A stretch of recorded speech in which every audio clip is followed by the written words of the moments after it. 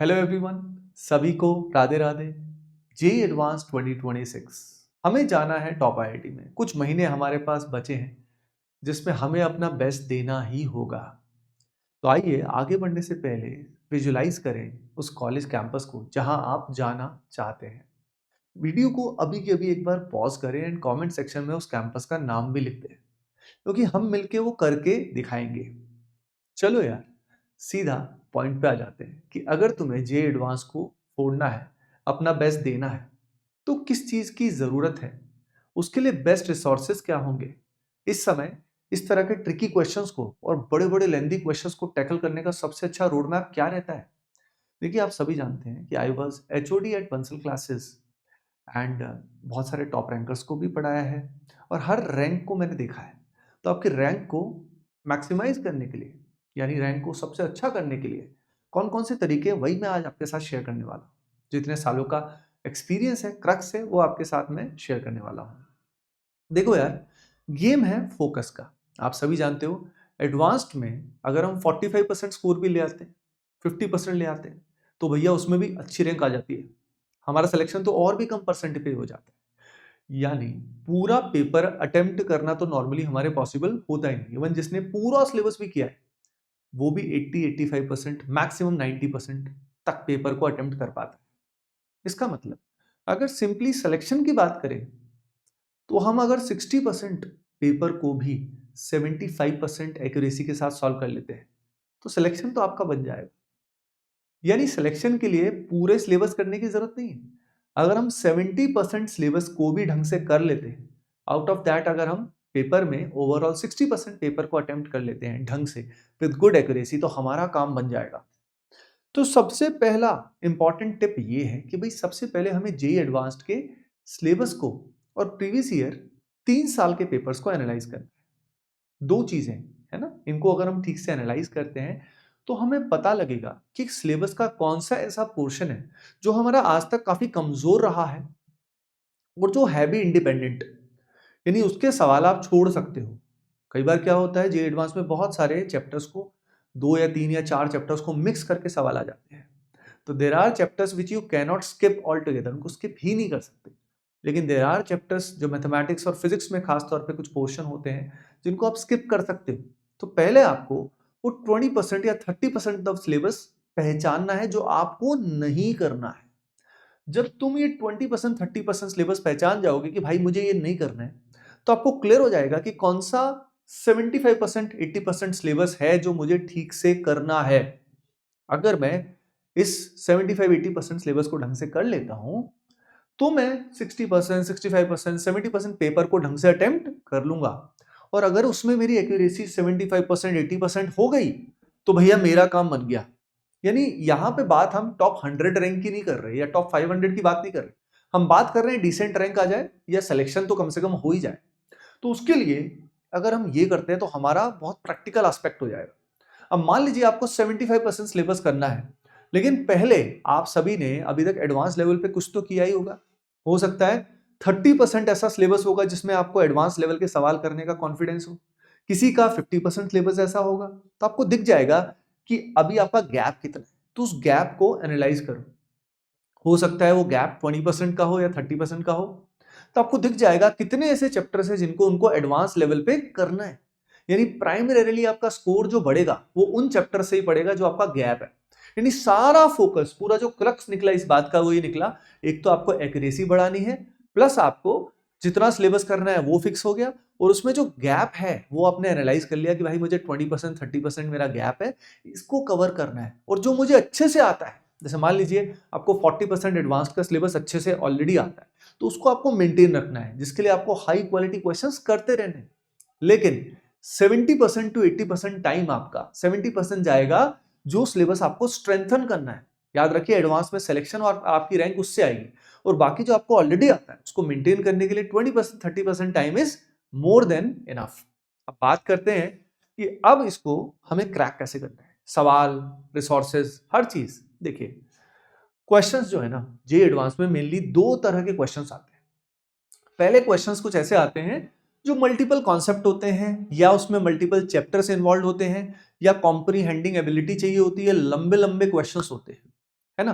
तो इन सवालों को नॉर्मली क्या करते हैं हम लोग देखते ही घबरा जाते हैं। उन सवालों को कई एजम्पशंस लिखी होती हैं। एडवांस की खास बात ये है कि सवाल को वो भयावह बना के पेश करते हैं।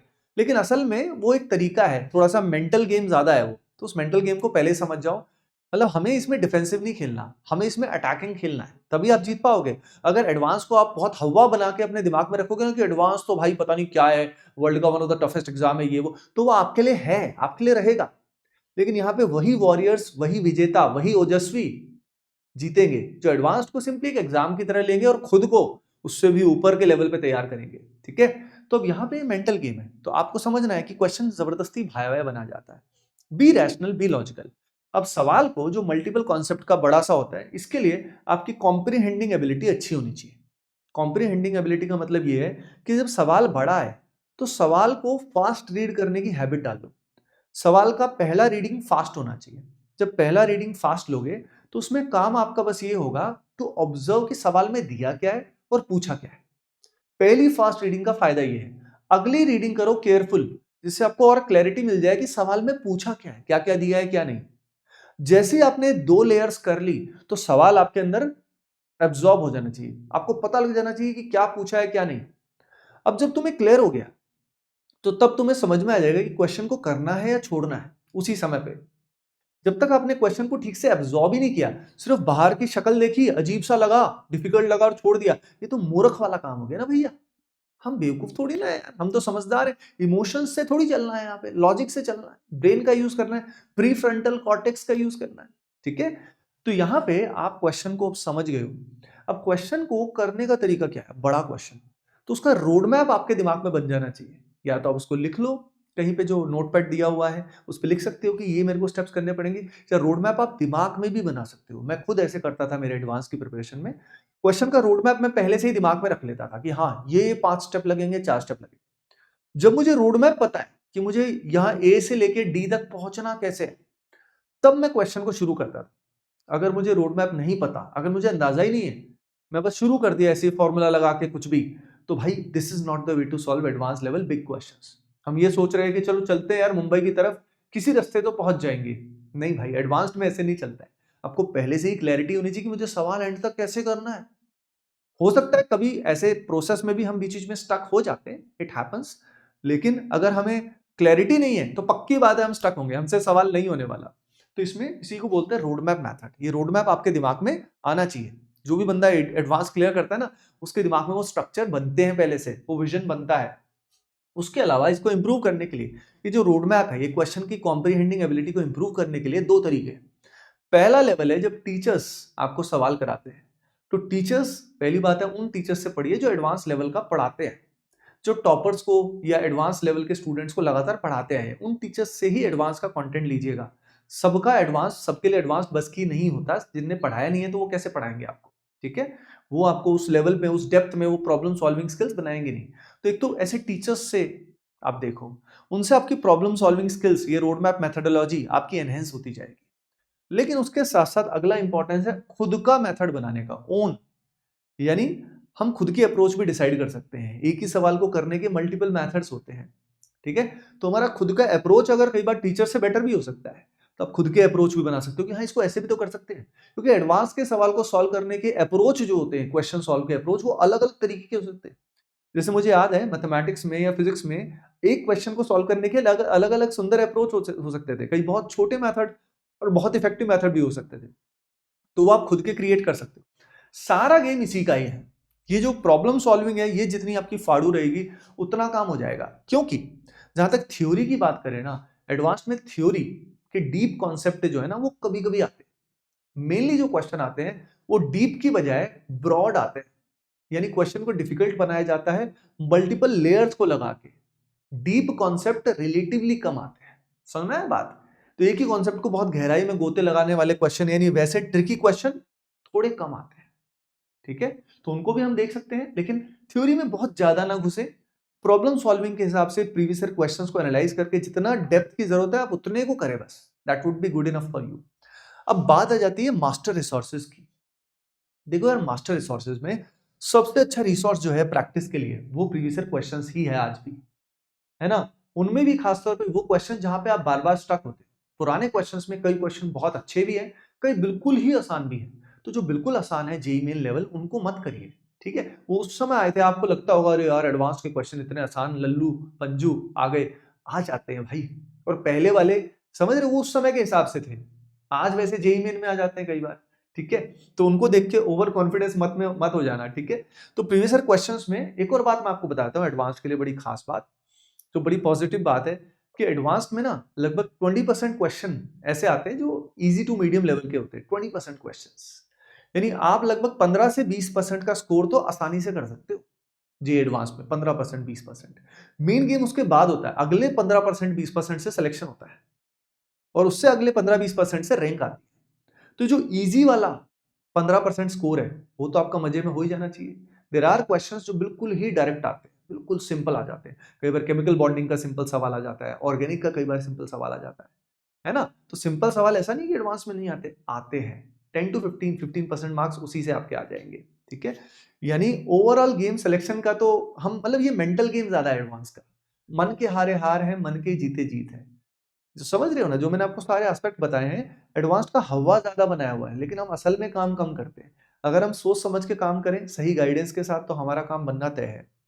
उसके अलावा प्रीवियस ईयर क्वेश्चंस को एनालाइज जरूर करो पहले, किसी भी चैप्टर को करने से पहले, डीप में थ्योरी सब कुछ करने से पहले एनालाइज करो किस तरह के सवाल पूछे जाते हैं, ताकि सारा प्रिपरेशन आपका उसी के अराउंड रहेगा। ये एनालिसिस चैप्टर वाइज सबसे पहले करो। लास्ट 3 साल 4 साल के पीवाई के ले लो, बहुत है, 5 साल के ले लो, ठीक है? उसके बाद टेस्ट सीरीज में ये क्वेश्चंस भी सिलेक्टिव क्वेश्चंस बड़े खास होते हैं, लेकिन एक कॉमन प्रॉब्लम होती है कोचिंग इंस्टीट्यूट्स में, बहुत ही कॉमन। ये मैं आपको सबको एक मतलब सच बता देता हूँ खुल के, क्योंकि आज मैं अब किसी भी कोचिंग इंस्टीट्यूट से जुड़ा नहीं हूँ। मेरा खुद का कोचिंग इंस्टीट्यूट भी जो ऑनलाइन था, that was acquired, that company was acquired. तो मैं आपको खुल के बता सकता हूँ सारी चीजें कि भाई जो एडवांस्ड में ना बहुत सारा एक्स्ट्रा टाइप ऑफ क्वेश्चंस करा देते हैं, एक्स्ट्रा सिलेबस करा देते हैं केमिस्ट्री में, फिजिक्स में, मैथमेटिक्स में, जिनके सवाल एग्जाम में आते ही नहीं है। वो टेस्ट सीरीज में भी फिर वो क्वेश्चन पूछ लेते हैं। भाई ये आपको नहीं करना, आपको बचना है इस तरह के चमत्कारी पेपरों से, ऐसे पेपर से, ऐसे सिलेबस से बचना है। इससे आपका काफी समय बच जाएगा और आपको काफी बड़ा कॉम्पिटिटिव एडवांटेज मिलेगा। जो आपके फ्रेंड्स इन क्वेश्चंस में लगे हुए, लगे रहने तो मूर्खता है उनकी, उनकी मूर्खता है, तुम आगे निकल जाओगे, ठीक है? समझ रहे हो क्या? तो कॉम्पिटिटिव एग्जाम है भैया, तो एडवांटेज आपको मिल जाएगा अगर ये बात समझ जाओगे। तो हमेशा टेस्ट सीरीज के वो सवाल जो आउट ऑफ सिलेबस है उनके पीछे मत फंसे। इवन थ्योरी के अंदर या प्रैक्टिस के दौरान भी ऐसे सवालों से बचे, इसलिए मैंने बोला है ढंग से एनालाइज जरूर करो। प्लस सीबीटी एक्सपीरियंस लो। भाई आपको पता है पेपर 1, पेपर 2 तक बच्चों की हालत खराब हो जाती है, दिमाग इतना फिर जाता है ना पेपर 1 के बाद। पेपर 2 में थक जाते हैं बच्चे, और पेपर 2 में इसलिए लो स्कोरिंग हो जाता है ना? और अगर बाय द वे वो टफ आ गया पेपर 1 से, तब तो और हालत खराब हो गई। तो इसीलिए सीबीटी दो पहले से, यानी जेईई एडवांस से पहले कम से कम अगर आपने 7-8 सीबीटी दे दिए फुल लेंथ, पेपर 1 पेपर 2, तो ये मान लो मतलब फुल कॉन्फिडेंस आपको आ जाएगा, आपको पूरा पेपर हैंडल करने का टेम्परामेंट आ जाएगा, ठीक है? Apart from that reference books जो होती हैं, कुछ कुछ कॉन्सेप्ट्स को डीपली पढ़ना के लिए अच्छा रहता है। प्लस नोट्स भी आपके अच्छे रहते हैं थ्योरी को कवर करने के लिए। रेफरेंस बुक्स के भी वही सिलेक्टिव क्वेश्चंस जिस तरह के एडवांस में पूछे जाते हैं वही सब ज्यादा करना। उसके अलावा केवीपीवाई के या आरईई रुड़की इंजीनियरिंग एंट्रेंस के एग्जाम पहले होता था, उसके कुछ प्रीवियस क्वेश्चंस हैं जो आपको मिल जाएंगे कहीं ना कहीं, वो भी आपके लिए बड़े हेल्पफुल होते हैं, ठीक है? उसके अलावा एक और बड़ी खास बात, ये सारी बात कहने की और बात है, लेकिन इस समय ओजस का बहुत बड़ा रोल है। ओजस कहाँ से आया? तो ओजस ना एक्चुअली हमारी बॉडी के अंदर अगर हम बात करें, तो बॉडी के अंदर जब हम खाना खाते हैं तो फूड जो है वो रस में कन्वर्ट होता है, रस से रक्त में कन्वर्ट होता है, फिर फाइनली वो मांस में, मेधा में, अस्थि, और फाइनली मज्जा, एंड देन फाइनली शुक्र में कन्वर्ट होता है। वो शुक्र जब प्रिजर्व होता है तो फिर वो ओजस में कन्वर्ट होता है, ट्रांसम्यूट होती है वो एनर्जी। और ओजस से मतलब हमारा प्री फ्रंटल कॉर्टेक्स जो है, यानी माइंड का जो फ्रंट सेंटर है, जो डिसीजन मेकर है, वो विल पावर स्ट्रांग होती है। तो इस समय वो बहुत पावरफुल होना चाहिए, सारा गेम ओजस का है ना? तो ओजस कैसे बढ़ेगा, उसका सबसे अच्छा तरीका ब्रह्मचर्य है। जितना ब्रह्मचर्य का पालन करते हैं, प्राणायाम करते हैं, मेडिटेशन करते हैं, उतनी ये पावर हम में बढ़ती है। और ये खुद से ऐसा एनवायरनमेंट क्रिएट होना मुश्किल है, इसीलिए हमने इंडिया के यूथ के लिए हमारी एक कम्युनिटी बनाई है जिसका नाम है संजीवनी कम्युनिटी। एक टेलीग्राम कम्युनिटी है जिसमें हम डेली स्टूडेंट्स को मोटिवेट करते रहते हैं, गाइडेंस करते रहते हैं, ठीक है। तो इसका लिंक जो है वो मैंने डिस्क्रिप्शन में डाल दिया है, कमेंट सेक्शन में भी डाल दिया है, उसको आप सभी जरूर ज्वाइन कर लेना। उससे आपको लगातार मोटिवेशन मिलेगा, है ना, लगातार आगे बढ़ेंगे आप, लगातार हम सब ओजस्वी बनेंगे, ताकि जो भी आपको कहा जाए उस पर एक्शन तो ले पाओ। नहीं तो बार बार क्या प्रॉब्लम आएगी, डिमोटिवेशन हो जाता है, कभी मन नहीं लगता, कभी हम ब्रह्मचर्य का नाश हो जाता है, उस कारण डिमोटिवेट हो जाते हैं, डिस्ट्रैक्ट हो जाते हैं, और हमारा लिम्बिक सिस्टम एक्टिवेट हो जाता है। यानी हर समय जो वो ओवर स्टिमुलेशन की वजह से लिम्बिक सिस्टम क्या होता है, माइंड का वह हिस्सा होता है जो हमेशा रिएक्ट करता रहता है, हमेशा एंशियस रहता है। तो एंग्जाइटी हमें खत्म करनी है और प्रीफ्रंटल कॉर्टेक्स को एक्टिवेट करना है। तो सभी के सभी संजीवनी कम्युनिटी का हिस्सा बन जाना, ठीक है। उसके अलावा आप प्रॉब्लम सॉल्विंग लेक्चर्स जो यूट्यूब पे है, एडवांस लेवल के यूट्यूब पे या किसी कोर्स में, उसको आप ले सकते हैं, ठीक है। ये जो प्रॉब्लम सॉल्विंग लेक्चर्स जो हैं, इससे आपकी प्रॉब्लम सॉल्विंग स्किल्स जो है एनहेंस होती है। लेकिन अगेन, सिर्फ टीचर्स के लेक्चर्स देखने से काम नहीं चलेगा जब तक आपकी खुद की एबिलिटी डेवलप नहीं होगी सवाल को सॉल्व करने की, आपका काम नहीं बनेगा। तो ये सबसे रस है पूरे सेशन का, कि सवाल जब सॉल्व करोगे ना बड़े बड़े, जब तक आप खुद से सॉल्व नहीं करोगे एंड तक, तब तक काम नहीं बनेगा। तो आप हेल्प कम से कम लीजिएगा। एडवांस्ड में अगर आप फोड़ना चाहते हैं तो आप हेल्प मत लीजिए, खुद से बिल्कुल एंड टू एंड तक सवालों को सॉल्व करें जितना आपसे बन पाए। जब बिल्कुल नहीं हो पा रहा तब जाके कोई हेल्प आपको लेनी है, ठीक है।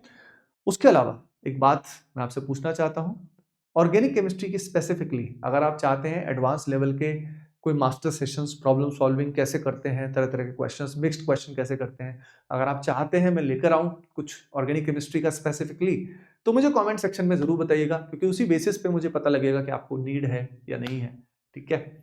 चलो फिर मिलते हैं नेक्स्ट पर्टिकुलर सेशन में। सभी को Radhe Radhe, love you all.